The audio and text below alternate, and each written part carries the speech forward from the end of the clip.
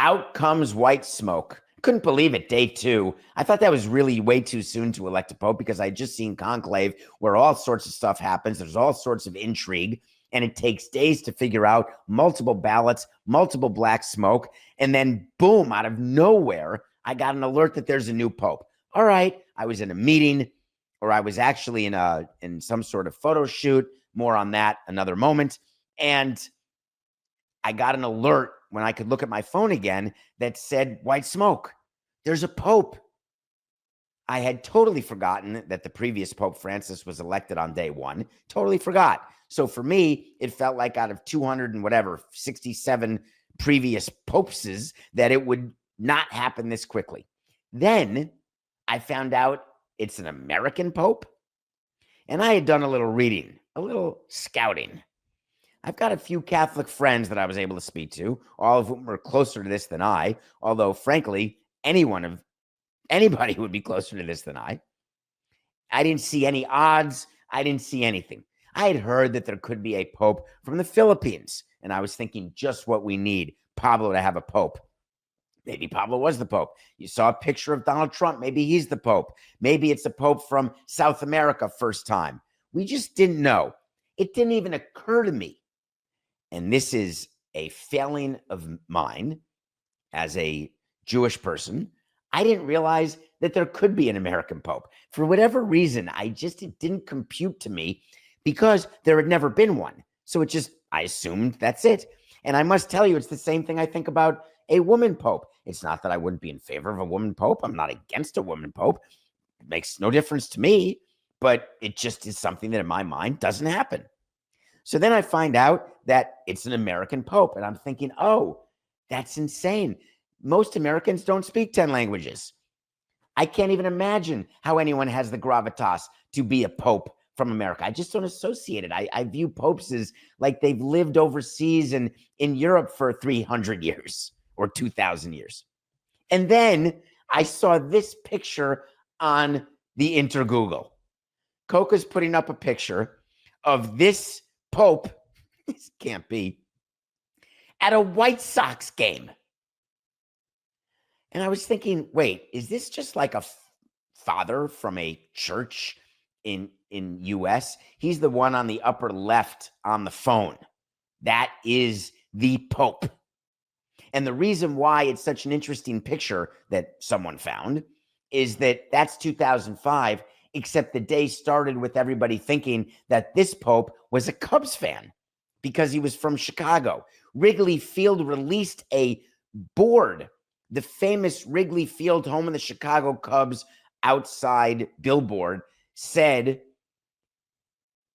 he's a Cubs fan, talking about the Pope, because that was the rumor.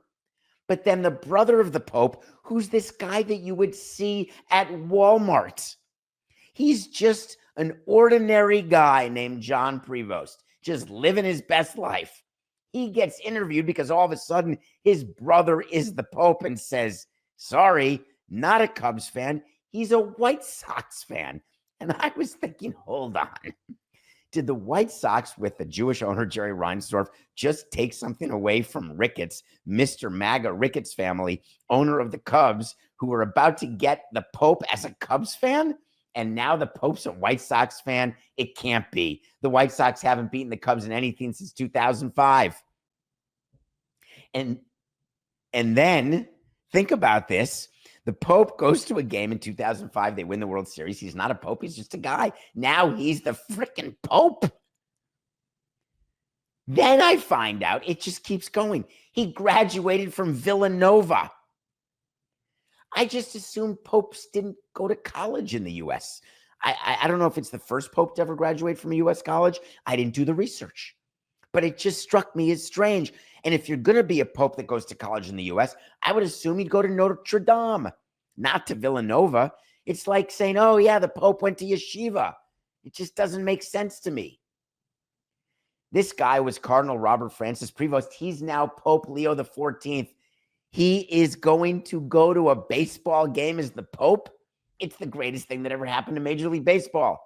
There's never been a Pope to go to a baseball game. Well, this guy went in 2005, but he wasn't the Pope. If I'm Pope Leo the 14th, the first thing I want to do is get to the United States, and I would get to a baseball game. And if I'm the Chicago White Sox, I've already made an invitation to Vatican City. Dear Mr. Pope, Your Honor, we would be honored to host you at any game you want. We've got plenty of seats. Also, while you're here, would it kill you to meet with the state legislature? Would it kill you to put in a good word for a new stadium for the White Sox? I'm just throwing it out there. And by the way, not for nothing, if you could help get us better carriage deals on the RSN, that would be terrific. And if you have time, you may want to help Kevin Warren get a deal done for the Chicago Bears, because I assume you're going to be a Bears fan too.